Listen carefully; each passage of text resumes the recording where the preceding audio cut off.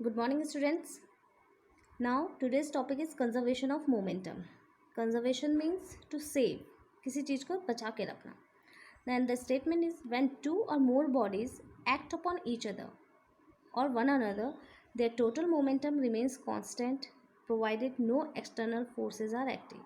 तो क्या कह रहा है कि अगर दो बॉडीज़ एक दूसरे पे एक्ट कर रही है, ठीक है, मतलब एक दूसरे से टकरा रही हैं, एक दूसरे पे फोर्स लगा रही है, तो इस कंडीशन में जो मोमेंटम होगा, दोनों बॉडी का मोमेंटम जो टोटल करके आएगा वो कांस्टेंट रहेगा. ठीक है. और कंडीशन ये है कि बाहर से कोई एक्सटर्नल फोर्स नहीं लगना चाहिए, सिर्फ उन्हीं दोनों का अपना जो फोर्स है वही, नो एक्सटर्नल फोर्स. ओके. और इसको हम ये भी कह सकते हैं मोमेंटम इज़ नेवर क्रिएटेड और डिस्ट्रॉय, कि मोमेंटम ना तो उसे हम बना सकते हैं ना ही हम डिस्ट्रॉय कर सकते हैं, वो अपने आप जनरेट होता है और हमेशा कांस्टेंट रहता है. ये कंजर्वेशन वाला मोमेंटम अभी हम केमिस्ट्री में पढ़ेंगे, conservation of mass, conservation of energy, ये सब है. तो उसमें हमेशा यही रहेगा, energy is neither created nor destroyed. तो इसलिए एक स्टेटमेंट इनमें से याद कर लीजिएगा. This principle is in accord with the Newton's third law of motion. ठीक है. तो ये जो हमारा कंजर्वेशन ऑफ मोमेंटम है ये न्यूटन्स थर्ड लॉ के ऊपर बेस है कि अगर एक्शन और रिएक्शन होगा, एक बॉडी अगर दूसरी बॉडी पे कोई फोर्स लगाएगी तो दूसरी वाली जो पहले वाले पे फोर्स लगाएगी, तो दोनों फोर्स क्या होंगे, इक्वल और अपोजिट होते हैं, और इस तरीके से टोटल मोमेंटम जो होगा क्या होगा, कांस्टेंट हो जाएगा. ठीक. अब इसका डेरिवेशन देख लीजिए. सपोज टू बॉडीज़ कि हमारे पास सपोज कीजिए दो बॉडीज़ हैं, एक ट्रक है और एक कार है. तो ट्रक है उसका हम मास m1 लिया है और कार का मास हमने m2 ले रखा है, और दोनों सेम डायरेक्शन में मूव कर रहे हैं, लेकिन क्या है उनकी स्पीड अलग अलग है, क्योंकि अभी इनिशियली हो रहा है तो उनकी इनिशियल स्पीड कितनी हो जाएगी, u1 एंड u2.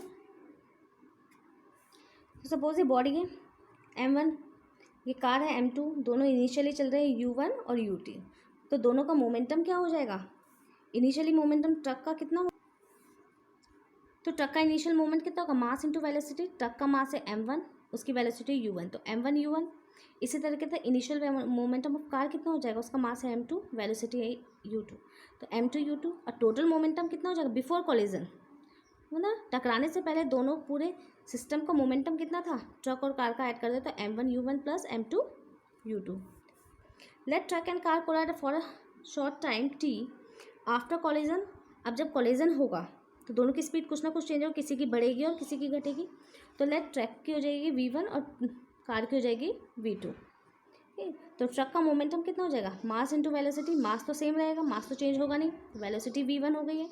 इसके कार के भी केस में मास m2 है, वेलोसिटी v2 है. तो टोटल मोमेंटम कितना हो जाएगा, m1 v1 plus m2 v2. तो यहाँ पे कॉलिजन हुआ, ट्रक ने कार से टकराया, यहाँ पे कॉलिजन हुआ. कॉलिजन के बाद ट्रक की वेलोसिटी हो गई v1 और कार की हो गई v2. तो टोटल मोमेंटम हमारा कितना हो जाएगा, m1 v1 plus m2 v2. अब कॉलिजन में ट्रक ने एक फोर्स लगाया f1 कार पे और कार ने एक फोर्स लगाया f2 ट्रक पे. तो एक्सेलरेशन ऑफ कार क्या हो जाएगा, a2, क्योंकि कार में हमने जो वेरिएबल लिया है, जो न्यूमेरिकल वैल्यू लिए 2 लिए हैं, तो a2. कार का एक्सेलरेशन क्या हो जाता है, कितना हो जाएगा, change in velocity upon time. Car की velocity final velocity v2, initial velocity u2 और टाइम t दोनों के लिए कांस्टेंट, दोनों के लिए सेम रहेगा, ट्रक के लिए भी और कार के लिए भी, क्योंकि जो दोनों का कॉलिजन हुआ है वो t टाइम के लिए हुआ है. और हमें पता है force equals to mass into acceleration होता है.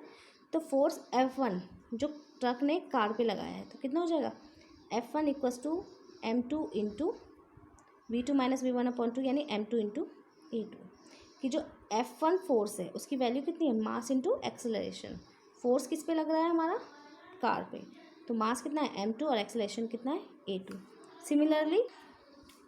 सिमिलरली F2 भी हो जाएगा m1 इंटू a1.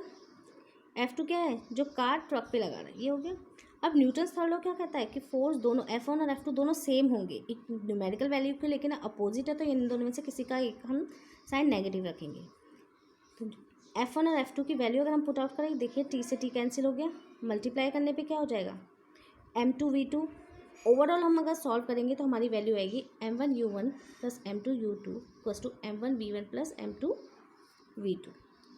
तो ये क्या कंक्लूजन कह रहा है कि बिफोर कॉलिजन जो, और ये क्या है m1 u1 plus m2 u2, ये आप देख सकते हैं इक्वेशन फर्स्ट से कि ये हमारा क्या है, बिफोर कॉलिजन टोटल मोमेंटम है, ये हमारा आफ्टर कॉलिजन टोटल मोमेंटम है. तो यानी कि जब दो बॉडी कोलाइड करेंगी तो उन दो बॉडीज़ का जो मोमेंटम है वो सेम रहेगा.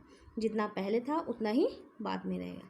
बाद में अगर v1 पहले अगर कार की वेलोसिटी कम थी तो टकराने के बाद कार की वेलोसिटी ज़्यादा हो जाएगी, और ट्रक की वेलोसिटी अगर पहले कम थी तो पहले ज़्यादा थी तो टकराने के बाद उसकी वेलोसिटी कम हो जाएगी, क्योंकि मास तो हमेशा सेम रहेगा।